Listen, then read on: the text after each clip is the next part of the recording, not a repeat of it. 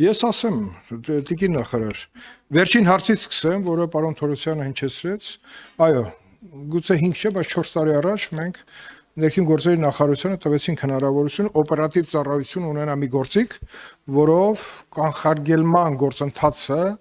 հանցագործությունների կդարձներ շատ ավելի էֆեկտիվ։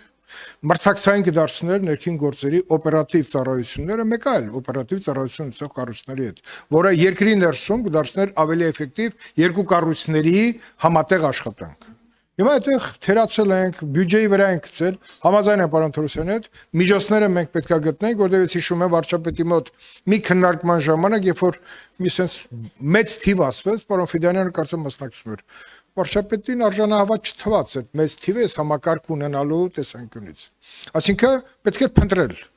Ամբողջ աշխարհում կան այդպիսի ծառայությունների համար նախատեսված տեխնիկական միջոցներ։ Եվ դա պետք է ունենանք։ Մենք հիմա երբ որ դուք զեկույցը ներկայացնում եք, ասենց որ հետ հայացք ես գցում, նախկինում դուք փոխնախարար եք, հիմա նախարար եք, հսկայական ծրագրեր են իրականություն դարձել։ Գրավչության հետ խնդիրները լուծվել։ Մենք բարեկային ծառայություն չունենք, այսօր ունենք։ Նրանք խնդիր են լուծում եւ տարբերվում են նախկինում եղած ծառայություններից որակապես։ Մենք հենասյուների մասին ենք հիմա խոսում, որը հաստատվել է ժամանակին ծրագրերով եւ այդ հենասյուները այսօր իրականություն են։ Գվարդիան իրականություն է, կրթական համակարգ իրականություն է։ Հիմա գանք քրեական ոստիկանություն։ Համանքային ոստիկանություն, քրեական ոստիկանություն։ Այստեղ իմ կարծիքով մենք ոնց որ թե մի քիչ խնդիրներ ունենք առաջին հերթին կադրային առումով։ Ես հիշում եմ, որտեվ աշխատել եմ ներքին գործերի նախարարի առաջին տեղակալ եւ օպերատիվ ծառայությունները մի պահ ամբողջ ծավալով ենթարկվել են ինձ, բացի կադրային քաղաքականությունից։ Եվ ես շատ լավ հասկանում եի, որ օպերատիվ ծառայությունները, եթե լբատ աշխատեն, դուք ոչ մի բանի չեք կարող հասնել։ Չեք կանխարգելի։ Հանցագործությունը կլինի հետևից վազենք։ Հանցագործին գտնելու համար, չգիտեմ, այլ ինչեր պետքա անենք։ Քրեական ոստիկանության ստեղծումը բավականին ուժեղ օրհասական խնդիր է։ Փարաքարում կրակեց գյուղամեջում մարդ սպանեց, ես չգիտեմ, այդ ավտոմատը կա թե չկա։ Ինքնաձիգը։ Բենզակը էշմեսնում, կրակեց, փախել է։ Չդես չի լինում։ Նախ կրակելու գործիքները մի հատ պետք է հաշվառենք հետ պատերազմական Հայաստանը։ Հազարներով ինքնաձիգեր չկան։ Դրանք համոզված եմ մի զգալի մասը եկել է դեպի Հայաստան։ Չենք կարող վերահսկենք, բայց դրանք գտնվում են թաքստոսներում, տներում։ Վերջերս քաղաքական գործիչներից մեկը լրատվամիջոցին տված հարցազրույցում արդարացնում էր, որ 27-ում իրավիճակ կար հասունացած։ Այնտեղ էլ են ինքնաձիգեր կրակել։ Անցկացվել են ազգային ժողով։ Ինքնաձիգերը պետք է թաքնվելու տեղ չունենան։ Այդ առումով, երբ որ դեպք եղավ Փարաքարում, ես անմիջապես արձագանքեցի եւ ձեր հետ եմ խոսել, որ քրեական ոստիկանությունը պետք է նաեւ փակ աշխատանքային քննարկում ունենանք եւ տեսնենք վիճակը ընդհանրապես ոնց է, մարզերից սկսած։ Բայց որպեսզի մարզերում մեր օպերատիվ վիճակը մենք կարողանանք վերահսկենք, մենք օպերատիվ տեղեկությունները պետք է ունենանք։ Իհարկե ազգային անվտանգության ծառայությունը ավելի մեծ հնարավորություն ունի այդ տեղեկատվությունը իրենց համար շատ ավելի հասանելի է լինում, բայց ներքին գործերի նախարարությունն է առաջին, տեղ հասնողը։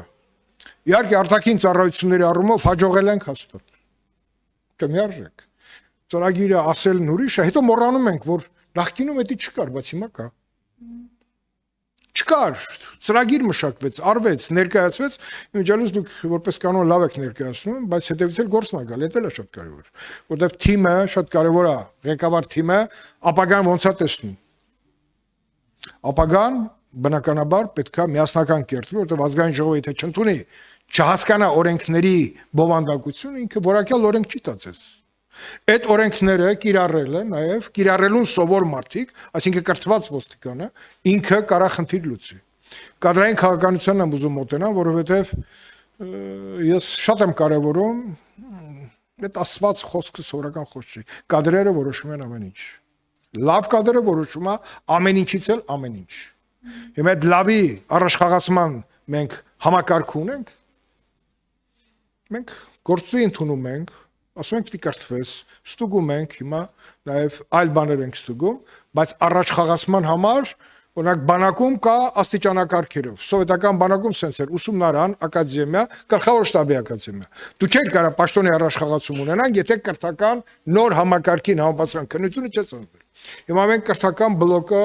ամբողջացրել ենք, բայց այդ աստիճանակարգերի եւ քննությունների մասը, իսկ քննություն վերցնողները պետք է լինեն բացառիկ հմտությունների տիրապետող եւ բարոյական բարձր չափորոշիչներ ունեցող ղեկավար կազմը։ Ես կարծում եմ, որ եթե ամփոփենք այսօրվա մեր ասածը, վերադառնանք քրեական ոստիկանությունը որպես կարևոր հենասյուն։ Հարց. Ինչքանով է համալրված քրեական ոստիկանությունը, ոնց է գնահատում կադրային բանկը տվյալ կառույցի, նրա որակական ցուցանիշները պրոֆեսիոնալ առումով, իհարկե քրեական ոստիկանությունը բացատրումների առումով ավելի էֆեկտիվ կլներ եւ գործիքակազմի տեսանկյունից եթե ավելացնենք նաեւ գիտեք որ քննչական մարմինները առանձնացվել են օպերատիվ ծառայություններից եւ միասնական կառույց է ստեղծվել, բայց վերջերս տեսանք մեր միասնական կառույցում վարչության պետը իր եղենապացույց փող առել ու թռել է։ Նորմալ չի, պարոն Ղարամանյան։ Չէ, իրոք նորմալ չի, ո՞ց նորմալ է։ Բա մենք նպատակ էինք դրել, չէ՞։ Ինչից ինչի գնանք։ Հարցը չի։ Հիմա ուզում եմ ասեմ, որ այստեղ կառուցվածքային ես չեմ ասում։ Իհարկե այդ համասան կառույցները կքննեն, կնայեն, բայց դա էլ խոսում է այն մասին, բոլոր ուժային կառույցները պետք է ունենան իրանց վերահսկողության ներքին համակարգերը։ Որտեղ պատական մարդը ոնց հասնի վարչության պետ եւ զբաղվի խարդախությամբ։ Խարդախության համակարգը վերացրել ենք, քնել են, պահկվել են։ Հիմա գլուխ են բարձրացնում։ Խարդախները հիմա համախմբվելու են եւ շորերը փոխեն, փաստաբանի տեսքով գնան միջնորդություններ անեն, ստեղից այնտեղ գործազողներ բացառելա պետք դետ ամենը, պրոֆիդանյան։ Այդ բացառելու համար պետքա ամեն ինչ տեսնել։ Տեսնելու համար գործիքները պետքա ավելացնել։ Գործիքները կառավարելու համար պետքա կրթություն եւ որակյալ մասնագետներ։ Որակյալ մասնագետը պետքա իր առաջխաղացումը իր ծառայության ընթացքում ձեռք բերի, իսկ թոշակի գնալուց նա պետքա պետության կողմից լինի շատ արտոնյալ։ Բոլոր աշխարհում բոլոր ուժային կառույցները եւ ավելի շատ թոշակ են ստանում թոշակավորից, քան թե ծառայության ընթացքում իրենց աշխատավարձ։ Մենք հիմա բանակի մասին էլ ենք խոսում, որ զինվորականը Վահագ Ալեքսանյան այդ հարցը դրեց, որտեղ տեսնում ենք, որ հաջողում են այն երկրները, որոնք գնահատում են ծառայություն անցած մարդուն։ Եթե ինքը ծառայությունը պատվով անցել է, ծառայությունից զորացրվելուց հետո ինքը պետքա պետության աչքին լինի մի աստիճան ավելի պուպուշ, լավը, որտեղ ինքը խնդիր է լուծել, ինքը ծառայության ընթացքում խնդիր է լուծել։ Հիմա այդ գրավչությունը լուծելու համար այդ ամբողջն այ ոստիկանությանն է վերաբերվում։ Եվ ոչ միայն ոստիկանության, մեր ուժային բոլոր կառույցներին։ Եկեք քրեական ոստիկանության նկատմամբ լինենք ուշադրությունը բարձրացնենք զենքի հետ կապված խնդիրներին հարվածային, իհարկե, պարոն Թորոսյանի ասած ճանապարհային երթևեկությանը վերաբերող հարցերը դրանք կլուծենք, որտեղ երբ որ գնում ես լայն փողոցներ ունեցող քաղաքներ, այնտեղ վթարել չկա,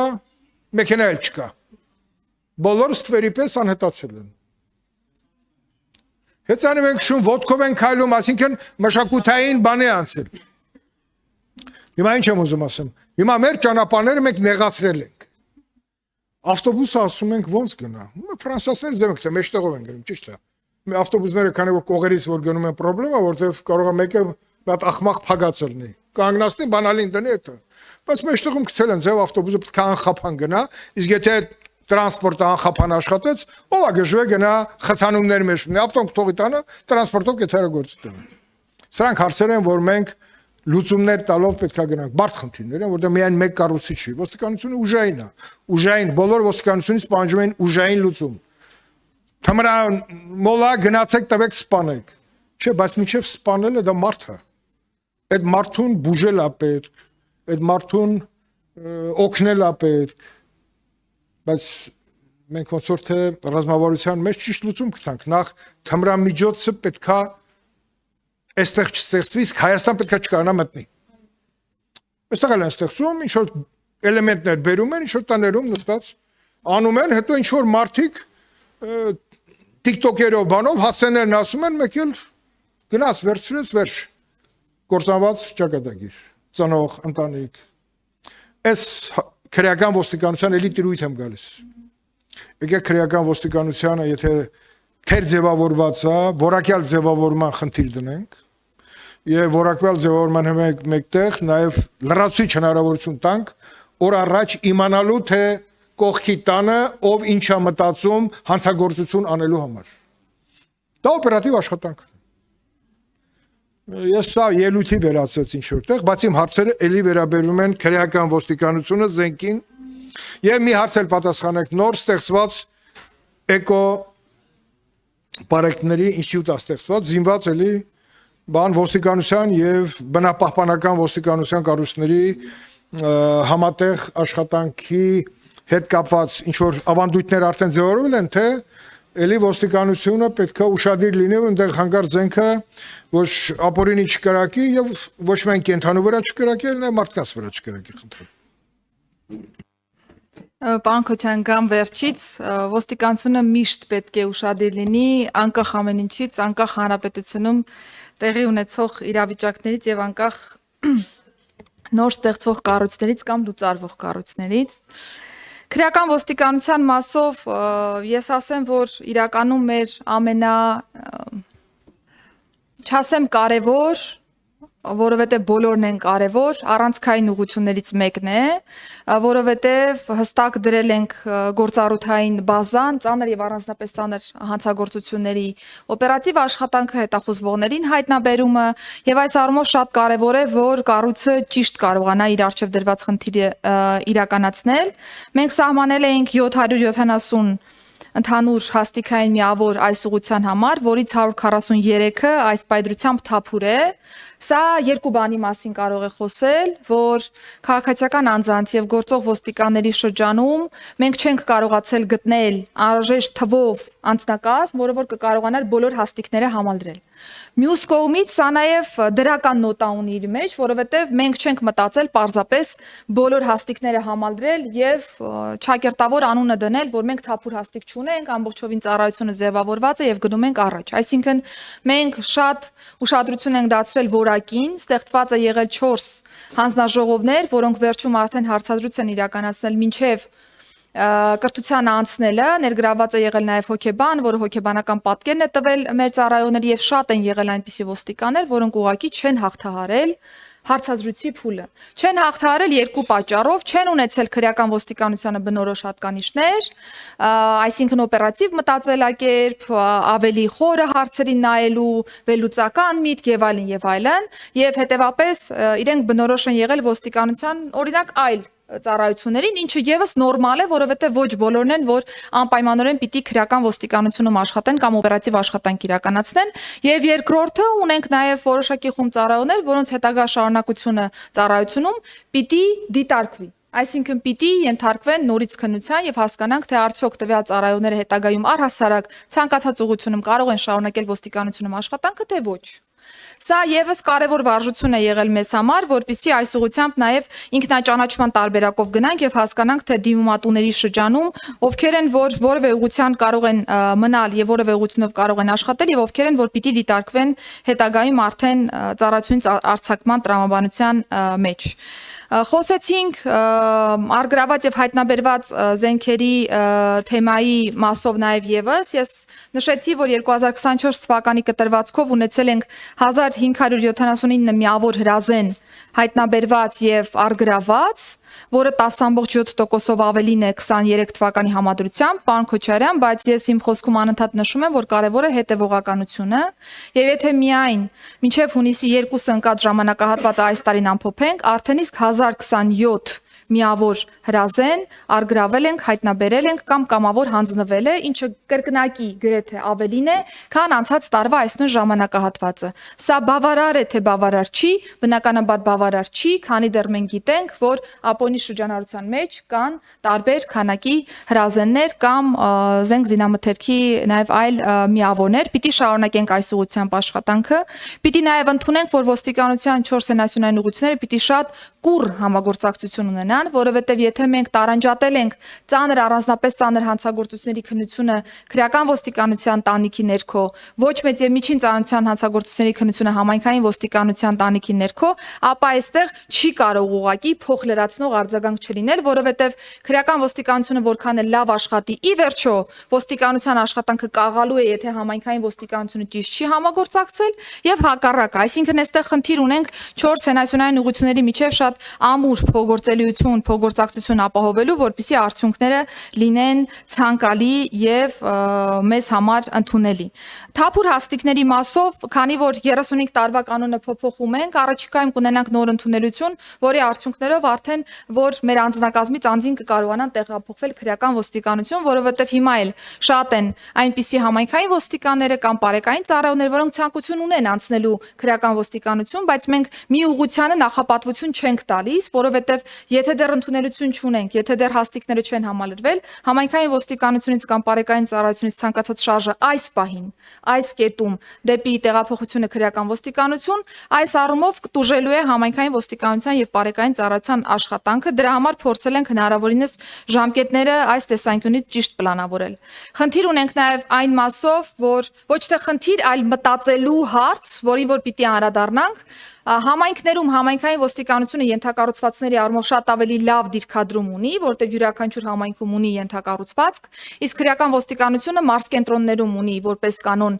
ենթակառուցվածք եւ դեպքի վայր ժամանելու, դեպքը սպասարկելու, օպերատիվ տեղեկատվությունը իրացնելու, մշակելու, համագործակցող անձանց հետ աշխատելու առումով որոշակի խնդիրներ ունենում ենք, բայց նոր է ձևավորվել ծառայությունը, կես տարի արդեն փորձառություն ունի անցած, սա բավարար ժամանակահատված է եւս մեկ անգամ նոր աչքով նայելու process-ներին եւ հասկանալու թե ինչ խնդիրներ ունենք դեռևս լուծման ենթակա եւ առաջ գնալու, բայց այն որ ոստիկանության համակարգի իրապես նյութատեխնիկական բազայի թարմացման, գործիքակազմի ուժեղացման կարիք ունի, սա կարծում եմ անքննարկելի հարց է։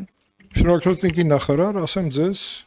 քրեական ոստիկանությանը էլի վերաբերվող իհարկե կադրերի համալրումը կլինի,